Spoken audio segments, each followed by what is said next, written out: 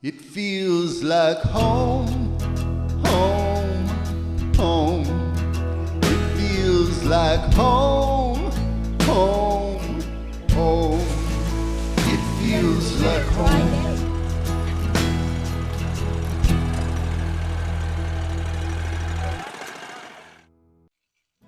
Hey there, welcome to Weldon Home. Today I'm just trying to get some stuff taken care of early for Thanksgiving, and a neighbor brought over some canning jars, and as you can see, many of them are in really rough state, but they're worth saving, and I would never turn down any quart-sized canning jars, well, any canning jars really at all.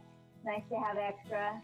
And I was going to do a video for you guys, or I actually did film a video for you guys about how to do dry roasted potatoes and kombucha, which I'll have to review because our sound was so bad. But I did the dry roasted potatoes as kind of a preparation for Thanksgiving so that you don't have to re-roast potatoes from scratch, like peeling them all and getting them all cooked. You can just reheat them and put some butter and salt and that sort of thing in with your canned dry potatoes, and then you've got mashed potatoes to go ready. There's that one. See how clean that came? I mean, it was completely full of green. Anyway, gonna put that in the dishwasher and get the rest of these in the dishwasher. I'm gonna go for some fun, and when I get back, I'm gonna show you how to make cranberry sauce ahead of time. It's a really quick, easy recipe, and you can make it today in time for Thanksgiving, and that way you don't have to worry about getting that last piece on the table. So to make this cranberry sauce, what you're going to need is a half a cup of orange juice, and I like this kind because it doesn't have any pulp in it, but you can use whatever kind you like. Fresh squeezed tastes even better, but since we're going to cook it, it doesn't matter too much. So I need a half a cup of orange juice, and I need a half a cup of water, and I need 12 ounces of fresh cranberries.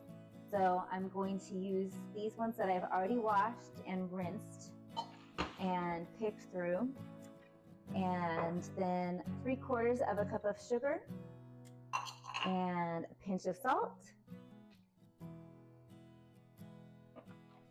and sprinkling of cinnamon, or if you had a cinnamon stick, that would be good too. But this is just a quick make ahead for our Thanksgiving meal. And we're planning to have, of course, the big turkey. So I'm pulling that out tonight out of the freezer. This is a nice thing to make ahead so that you're not making everything the day of. I don't know about you, but our family is all far away from us. And we used to do it where everyone would just bring their own dish and you'd kind of all contribute to the main meal. And my mother-in-law would do the turkey, and then we'd bring all the sides. But when you're doing all of the sides and the turkey and everything else, it gets to be like, ooh, this is a lot of courses. So if you're doing all the courses, I feel for you. But this is just some of the course that you can get done ahead of time, and so that really helps, I think. So I'm just going to bring this up to a simmer. I should probably turn this up a little bit. But once it gets simmering, I want to simmer it for 10 minutes, and then I'll let it cool down, and then I'll keep it in the fridge until Thanksgiving Day.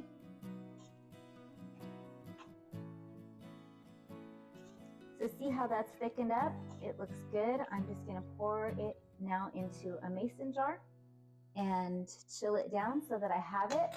And I hope that that helps you to get your Thanksgiving meal on the table quicker and easier, so that you don't have everything just the day of. And it sure is beautiful and smells great in here. And this will just be a little extra for our toast. Anyway, I hope you're having a great day. Please like, subscribe, and share. And I hope you all have a truly blessed Thanksgiving.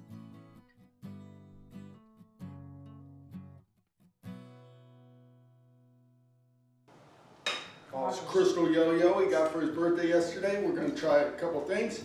Try rock the baby. Come on, sit.